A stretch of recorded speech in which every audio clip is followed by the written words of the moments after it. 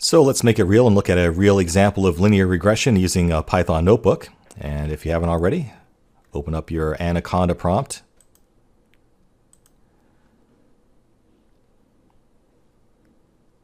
And we'll CD into wherever you save the course materials. For me, that's C, self-driving materials. And start up Jupyter Notebook, thusly. Up should pop our web browser. So let's dive into section 7 and click on linear regression.ipynb and take a look. So let's generate some random test data here and try to find a linear regression model that fits it as well as possible. We can imagine this data represents whatever we want, so to keep it relevant to self-driving cars, let's imagine that we have some data that maps the average vehicle speed and the bumpiness of the road that it's driving on. So this could have applications in the real world, right? Our LiDAR data from our self-driving car might be able to let us measure just how bumpy the road is, how bad the road conditions are, and maybe this model could allow it to then translate that into an estimated speed that the car should be driving at to minimize damage to the vehicle. So let's generate the data first. First of all, we'll start off by saying we want all of our plots in line with the notebook with matplotlib inline. We'll import the numpy package as np, the pyplot package from matplotlib as plot, and seaborn as sns. So let's just randomly generate some normally distributed data that represents our vehicle speeds. And we'll say that we want 1,000 data points represented, and we want them centered around 40 miles per hour with a standard deviation of 10 miles per hour. Now we want there to be some sort of a underlying linear relationship that we want to extract between the bumpiness of the road and the vehicle speed. So to do that, we'll just use this little mathematical trick to create a linear relationship between bumpiness and vehicle speed that makes sense, and then we'll add a little bit of normal variation to that as well. And we're going to measure our bumpiness, by the way, in a 0 to 1 scale. That's how that works out. We'll then do a scatter plot to make sure that our data looks reasonable. So let's go ahead and hit Shift-Enter in there to actually run that ourselves. And there we have our test data here. Obviously, it might look different for you because of the randomness involved, but you can see there's, definitely a linear pattern in there to be discovered if this were real data. And we have here on the x-axis the vehicle speed, and on the y-axis the bumpiness of the road that we're plotting here. So we're trying to find a line that fits that data that we can use to predict bumpiness given vehicle speed or vehicle speed given bumpiness, however you want to frame that. So since there's only 2 features, it's not too hard to do. There's a package called stats.linregress we can just throw the data into and get a model out of. So that's all we have to do here. It's that simple.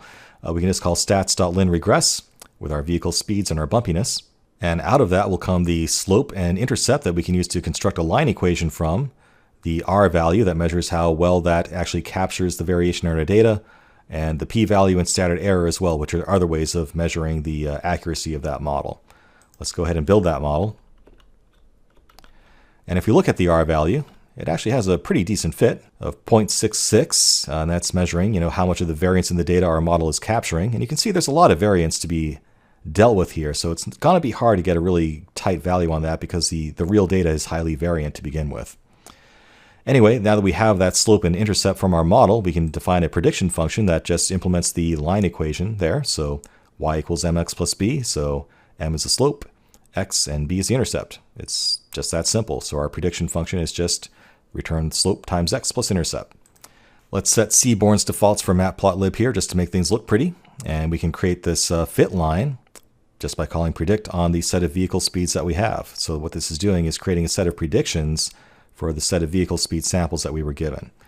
We can then do a scatter plot of the training data that we gave it and overlay that fit line that we created, that's the predicted values for each vehicle speed that we see, and color that in red, and then show the results, which looks like this. So you can see here the line that our model came up with and the actual data that it was given. And as you can see, it's pretty good.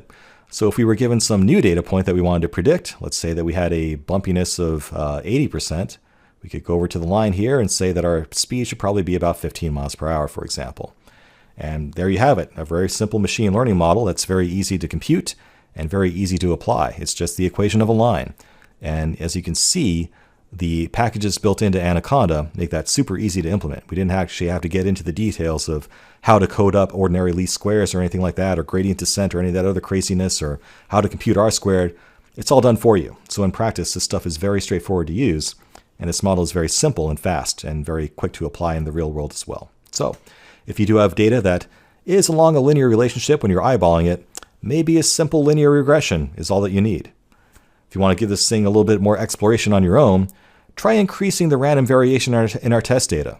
See what effect that has on the R-squared error value. Kind of one lesson you can get out of this is an intuitive understanding of what R-squared really represents. So go back to the top here and mess around with those random variations. You know, that standard deviation of the vehicle speeds here, make that bigger.